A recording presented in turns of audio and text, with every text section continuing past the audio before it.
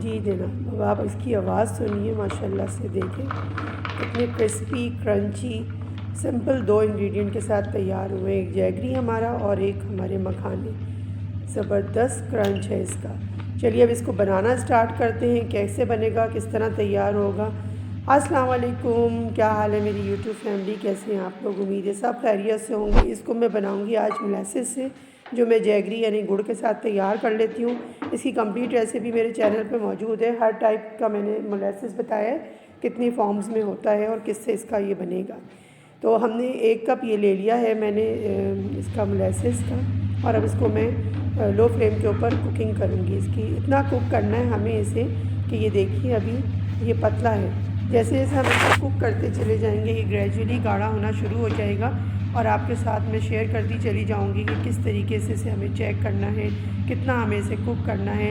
अब देखिए जब तक ये पक रहा है मैंने इसको मखानों को ड्राई रोस्ट कर लिया और इसकी अब आवाज़ देखिए कितनी क्रिस्पी हो रही है। बस अब ये रेडी कर लिए कि करके पहले से रख लेंगे जब तक हमारा जो ये है शीरा इसका गुड़ का ये तैयार हो रहा है, जब तक हमारे मखाने हो चुके होते हैं रेडी। अब इसमें क्या करेंगे, देखिए इस टाइम पे मैं इसमें डालूँगी बिल्कुल पिंच ऑफ सॉल्ट टेस्ट के लिए। इसमें 2-3 चीज़ें ऐसी जाएंगी जो हमारी घर के पास रखी हुई चीज़ों से मौजूद होती हैं हमारे घर में, और हम इसे फ्लेवर बढ़ाने के लिए यूज़ करते हैं और इससे ये हाजिम भी हो जाता है।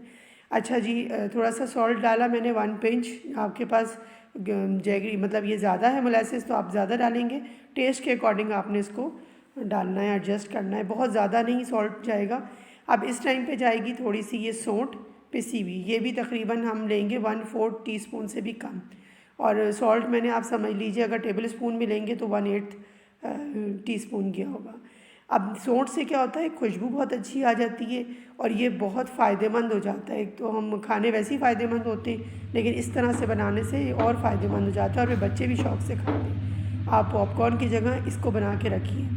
अच्छा अब देखिए, अब देख रहे हैं आप गाढ़ा भी कितना हुआ, लेकिन अभी ये मज़ीद और कुक होगा और इसमें अभी एक इंग्रेडिएंट ख़ास और जाएगा जिसकी वजह से ये एंड में बहुत क्रिस्पी हो जाते हैं जब भी हम बनाते हैं तो। अच्छा देखिए अब अभी मैं इसकी कुकिंग कर ही रही हूँ, तकरीबन कोई 5 मिनट हो गए मुझे इसको कुक करते हुए। और आपने फ्लेम को तेज़ नहीं करना, हमने बिल्कुल लो फ्लेम के ऊपर ही इसकी कुकिंग करनी है। अब देखिए ये अच्छा खासा थिक होता चला गया है। देखिए कितना थिक हो गया, मतलब ये समझ लें जितना मैंने मोलेसेस लिया था 1 कप से अब ये आधा रह गया है कुक होने के बाद। अब देखिए एक ठंडा पानी ले लीजिए किसी भी चीज़ में और इसके थोड़े से ड्रॉप्स डाल के देखिएगा। अगर तो ये जो ड्रॉप्स हैं ये ठंडा होने के बाद क्रिस्पी हो रहे हैं तो इट मीन्स कि हमारा जो ये सिरप है ये तैयार है। सही है ना। अब ये आपको ये चेक करना है कि ये अगर ज़रा भी सॉफ्ट हो रहा है, नहीं हो रहा, जैसे ये देखिए इस तरीके से, तो इसका मतलब है कि ये अभी तैयार नहीं हुआ हमारा। अभी हमें इसे और मज़ीद कुकिंग टाइम देना है। बहुत मज़े का बनता है। इस टाइम पे आपको वीडियो ज़रा सी भी अच्छी लग रही है तो चैनल को सब्सक्राइब करके जाइएगा, वीडियोस को भी लाइक कीजिएगा और मज़ीद वीडियोस को भी देखिएगा। बहुत ज़बरदस्त मेरे चैनल पे आपको नई नई वीडियोस मिलेंगी।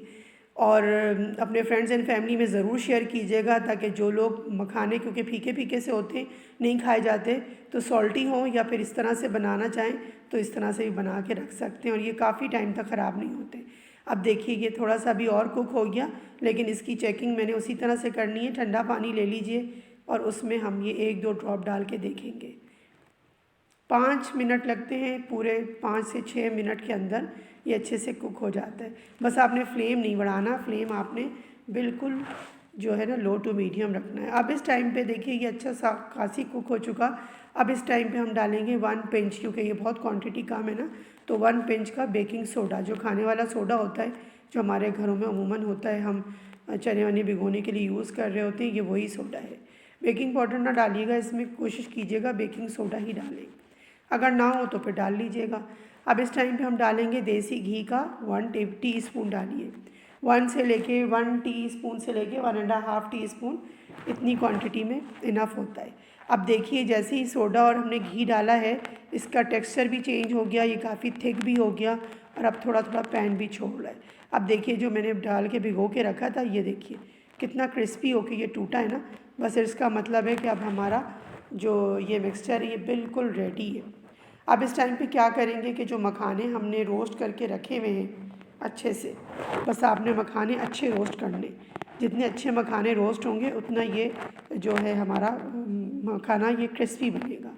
अब ये इसमें डालने के बाद हमने जल्दी से इसको मिक्स करना होता है, क्योंकि ये सारे जो मखाने हैं उसके ऊपर अच्छे से कोट हो जाए। हमारी जो ये कोटिंग हमने बनाई है ना, तो ये इतने मज़े के लगते हैं, आप यकीन माने कि जैसे पॉपकॉर्न खाए जाते हैं बैठे बैठे ही आप फिनिश कर देंगे इसको इतने को बहुत जल्दी।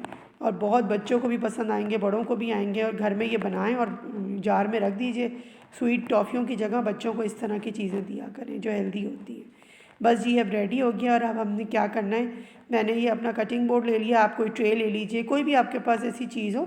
मैं ये घी के साथ इसको हल्का सा मैंने जो है वो चिकना कर लिया, ताकि ये जो मैं लगाऊँ इसके ऊपर ये डालूँ तो ये मेरे इसके ऊपर से चिपके ना।